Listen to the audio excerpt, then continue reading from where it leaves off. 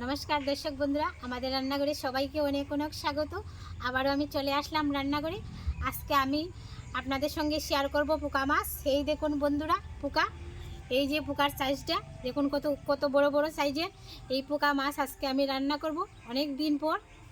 এখন আমি পোকা মাছটাকে কেটে নিচ্ছি, আপনারা সঙ্গে থেকে পুরো পর্বটি দেখবেন, সত্যি খুব ভালো লাগবে।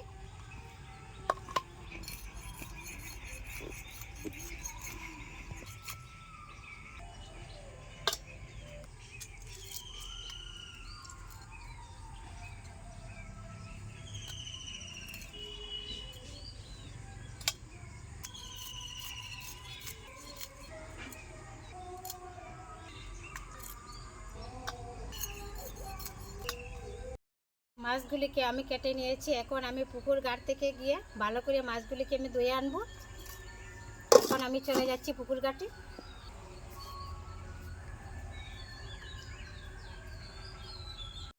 মাছগুলিকে আমি ভালো করে পুকুর ঘাট থেকে ধুয়ে নিয়ে চলে আসলাম। এখন আমি রান্নাটা শুরু করব।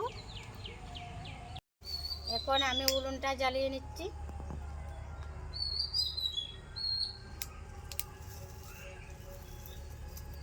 উনুনটা জ্বালিয়ে নিয়েছি, কড়াই বসিয়ে দেব। প্রথমে আমি মাছগুলি ভেজে নেব। কড়াই গরম হয়ে গেছে, দিয়ে দিচ্ছি সরষের তেল।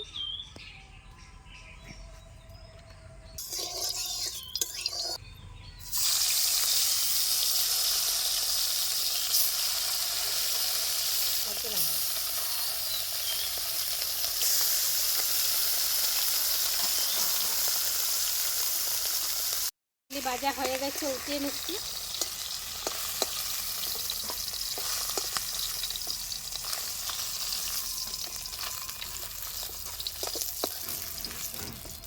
আবার আমি দিয়ে দিচ্ছি সরষের তেল,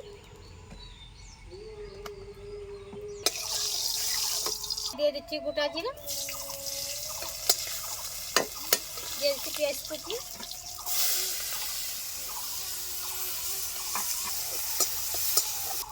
পেঁয়াজটা ভাজা ভাজা হয়ে আসছে, দিয়ে দিচ্ছি বাটা মশলা, আদা রসুন কাঁচা লঙ্কা পেঁয়াজ কুচি একসাথে বাটা দিয়ে দিচ্ছি।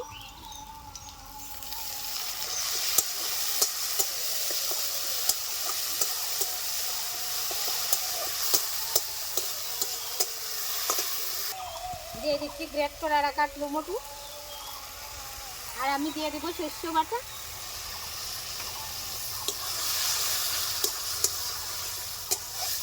এখন আমি একে একে সবগুলি গুঁড়া মশলা দিয়ে দেব। হলুদ গুঁড়ো, জিরার গুঁড়ো, ধনে গুঁড়ো, আর আমি দিয়ে দেব স্বাদ মতো লবণ, দিয়ে দিচ্ছি গোলমরিচের গুঁড়ো।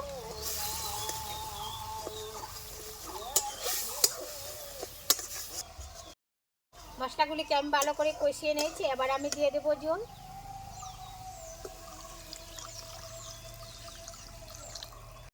দিয়ে দিচ্ছি কাঁচা লঙ্কা চিরা।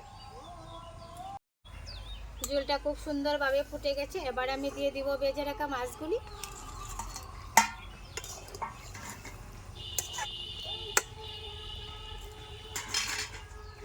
আর আমি দিয়ে দিব গরম মশলার গুঁড়ো।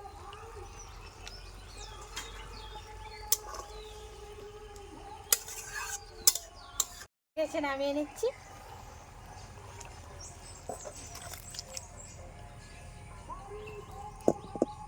বন্ধুরা পোকা মাছের রেসিপি তো আমি বানিয়ে নিলাম। আজকের পর্বটি আপনাদের কাছে কেমন লাগলো? যদি ভালো লাগে থাকে চ্যানেলটি সাবস্ক্রাইব করে পাশে থাকবেন। নমস্কার।